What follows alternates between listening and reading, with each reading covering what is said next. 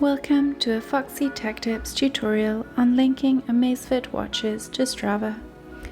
If you find this video helpful, please consider subscribing to my channel and liking the video. Open up the Zepp app on your phone, then tap on Profile at the bottom right.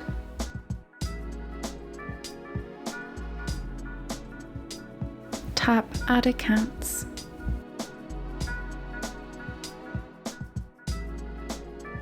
Choose Strava from the list. Tap Strava.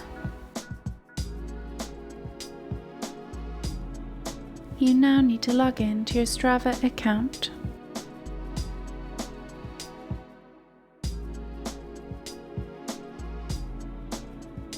Tap Authorize.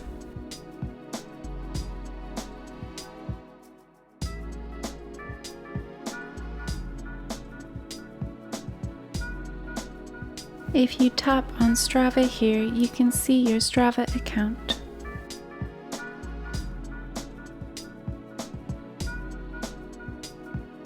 Your Strava account is now linked to your watch. And that draws an end to this tutorial.